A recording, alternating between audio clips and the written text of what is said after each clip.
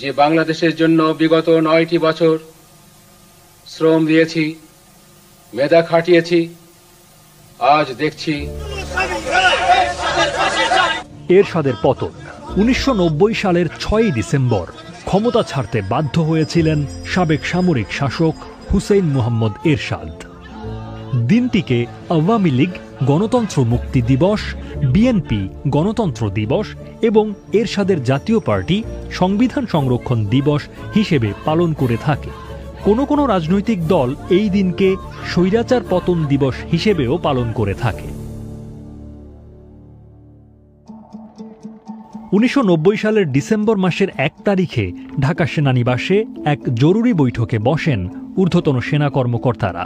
সে বৈঠকের উদ্দেশ্য ছিল প্রেসিডেন্ট এইচ.এম. এরশাদ যেভাবে রাষ্ট্র পরিচালনা করছেন সেই প্রেক্ষাপটে সেনাবাহিনীর ভূমিকা কী হওয়া উচিত সে বিষয়ে আলোচনা করা।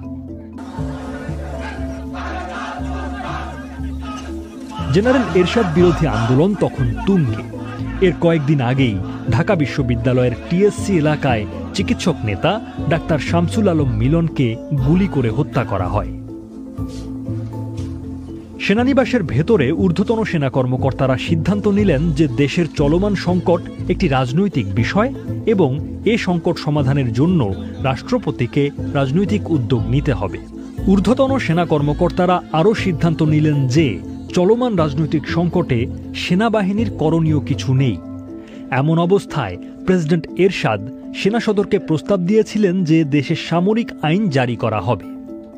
এরপর ডিসেম্বরের 3 তারিখে তখনকার সেনাপ্রধান লেফটেন্যান্ট জেনারেল নুরউদ্দিন প্রেসিডেন্ট এরশাদের সাথে দেখা করতে যান। সেনা কর্মকর্তারা চেয়েছিলেন যে সেনাবাহিনীর প্রধান লেফটেন্যান্ট জেনারেল নুরউদ্দিন যেন প্রেসিডেন্ট এরশাদকে পদত্যাগের জন্য সরাসরি বলেন। কিন্তু সেনাপ্রধান প্রেসিডেন্ট এরশাদকে সরাসরি পদত্যাগের কথা না বললেও তিনি জানিয়ে দেন যে দেশের উদ্ভূত পরিস্থিতিতে সেনাবাহিনীর অফিসাররা কোনো দায়িত্ব নিতে রাজি হচ্ছেন না।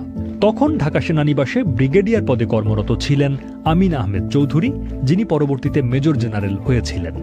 মিস্টার চৌধুরী 2013 সালে পরলোক গমন করেন। 2010 সালে বিবিসি বাংলার সাথে এক সাক্ষাৎকারে জেনারেল চৌধুরী বলেন, সেনাপ্রধান প্রেসিডেন্টকে বলেছিলেন আপনার উচিত হবে বিষয়টির দ্রুত রাজনৈতিক সমাধান করা অথবা বিকল্প কোনো ব্যবস্থা নেয়া।